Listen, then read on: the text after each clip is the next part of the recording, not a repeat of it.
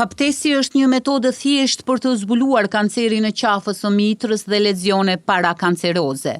Ky test është i rëndësishëm për gratë seksualisht aktive të cilat duhet të bëjnë kontrolle të rregullta për shëndetin e qafës së mitrës edhe nëse nuk kanë simptoma. Specialisti i patologjisë Reshat Mati thotë se pap testi është një metodë lirë dhe pa dhimbje, por shumë e rëndësishme. Pap testi mund të themi që është një standard i artë për detektimin e smundjeve kancerogjene të qafës së mitrës apo smundjeve prekancerogjene. Pap testi është një metodë mjaft e lirë. Sot popullata është shumë e informuar dhe ka njohuri shumë të mëdha në lidhje me pap testin. Pra është metodë e lirë, e padhimbshme, e cila fillon zakonisht për moshës 20-21 vjeçare, deri në moshën 65 apo hajde themi edhe deri në 70 vjeçare. Pap testi lejon zbulimin e qelizave anormale për para zhvillimit të kancerit, pohon doktori Mati.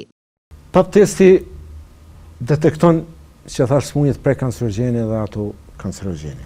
Si shkaktar kryesor i lezioneve prekancerogjene apo ndryshimeve prekancerogjene apo dhe kancerit të qafës së mitrës është HPV apo Human Papilloma Virusi, i cili është një virus i cili mirret me marrëdhënie seksuale. Po smundja është një ndër smundjet më të shpeshta transmissive seksuale. Specialisti i patologjisë gjithashtu tha se ndërrimi i partnerëve është shkaktari kryesor i kancerit të qafës së mitrës. Ndërrimi i partnerëve është shkaktari kryesor i smundjes të kancerit të qafës së mitrës. Ndërkohë, pacientët pap testin duhet ta bëjnë pas ciklit menstrual. Mirët pas ciklit menstrual, mas 2-3 ditëve, nuk duhet që brenda 2 ditëve para se të mirët pap testi të ketë marrëdhënie, ose mos të ketë ndonjë infeksion apo edhe gjakderdhje, sepse e vështirëson shumë ekzaminimin citologjik të strishës cervico-vaginale ose të pap testit. HPV, infeksioni shkaktohet nga human papilloma virus dhe është një infeksion i zakonshëm që prek miliona njerëz në mbar botën çdo vit. Prandaj doktori thotë se HPV nuk atakon vetëm femrat, por edhe meshkujt, prandaj vaksinimi është shumë i rëndësishëm.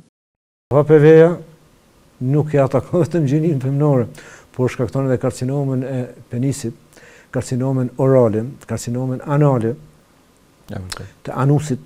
Do thot e ka një gamë të gjerë të infiltrimit ose të infeksionit. Andaj duhet me pas tepër kujdes.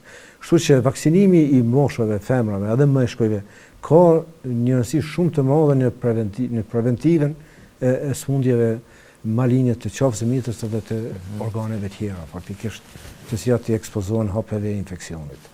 Pap testi luan një rol të rëndësishëm në zbulimin e hershëm të kancerit të qafës së mitrës, një sëmundje që shumë gra neglizhojnë për shkak të simptomave të pakta.